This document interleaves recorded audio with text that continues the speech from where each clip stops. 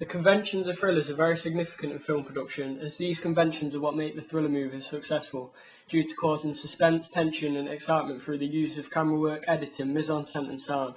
A main convention of a thriller is to do with the camera angles. A lot of high angles are used to highlight the concept of those in power. These are shown through the high angle shot. I use this convention to portray the gang as intimidating, with the use of fast camera movement to represent the point of view shot. This technique made the gang look in power. Later on in the title sequence, I used a higher camera angle from the old man's point of view looking down on the gang, which is a switch of power.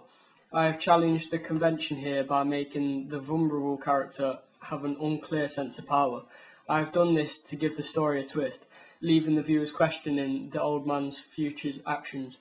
I thought this was successful and developed a convention so the effect would be mysterious, leaving the viewers pondering, therefore wanting to carry on watching. Another big convention in thrillers is lighting. Lighting sets the mood and atmosphere of the shot and completely changes the look of the whole shot. To suit a thriller, the shot must be dark, gloomy, and mysterious. To achieve this look, all my outside shots were in the dark with limited light.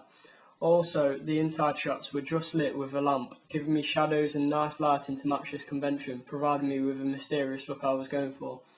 Another convention of a thriller is to play with time and space disorientation to confuse the viewer, leaving a question in their mind.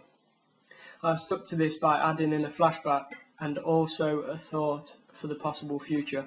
It isn't too confusing, it provides little clues about the plot. I thought this was a good addition to the thriller to represent the emotions of the old man and also to leave the viewer questioning. In this section, I also added in obstructive editing following the editing convention. This uses editing to portray emotion and build tension. In this clip, it builds tension and intimidation, quickly cutting back to the old man's emotions, therefore symbolising his anxiety and distress at the time. Another convention followed is the use of sound.